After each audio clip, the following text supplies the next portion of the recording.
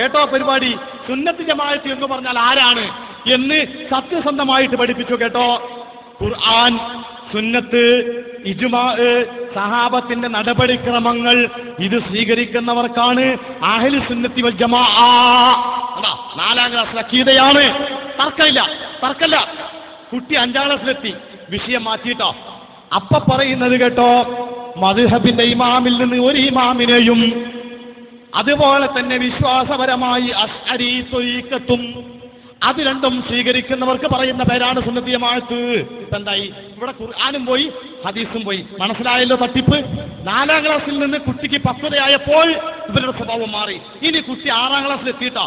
6ാം ക്ലാസ്സിൽ എത്തുമ്പോ കേട്ടോ, ഖുർആനും വേണ്ട സുന്നത്തും വേണ്ടാന്ന്. ഇപ്പൊ എന്തായി? ആദ്യം സുന്നത്തി ജമാഅത്ത് പറഞ്ഞാൽ ഖുർആനും സുന്നത്തി ഇജ്മാഉം സഹാബത്തിന്റെ പ്രസ്താവന, അതാണ് സുന്നത്തി ജമാഅത്ത്.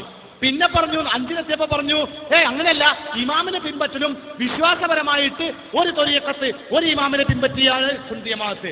6ാം ക്ലാസ്സിൽ എത്തിയപ്പോ ഓഫർ കൂടി. ഓഫർ ലൈഫ് ടൈം സമസ്തയുടെ ഓഫറാ.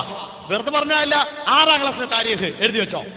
6ാം ക്ലാസ്സിലെ താരീഖ് അൽ-അഇമ്മത്തുൽ അർബഅത്തു ഫിൽ ഫിഖ്ഹി, ഫിഖ്ഹിന്റെ 4 ഇമാമിങ്ങൾ എന്നാ പേര്. ഫിഖ്ഹിന്റെ 4 ഇമാമിങ്ങൾ. എന്നിട്ട് ഞാൻ പാഠം വായിക്കുന്നു. പാഠം മൊത്തം വായിക്കല്ല.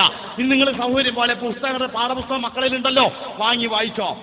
ഇജ്തിഹാദിന് കഴിവില്ലാത്തവർ 4-ൽ1 മദ്ഹബ് സ്വീകരിക്കൽ നിർബന്ധമാണ്. അതുകൊണ്ട് കിതാബ് സുന്നത്ത് മുറുകെ പിടിക്കണമെന്ന നിർബന്ധമായ ഉത്തരവാദിത്വത്തിൽ നിന്ന് അവൻ ഒഴിവാകുന്നതാണ്. അപ്പൊ ഇമാമിനെ പിൻപറ്റിയാൽ ഖുർആൻ പഠിക്കണ്ട, സുന്നത്ത് വേണ്ട, അതിന്റെ ഉത്തരവാദിത്വത്തിൽ നിന്ന് ഈ കുട്ടി ഒഴിവായി. അങ്ങനെയുണ്ട്.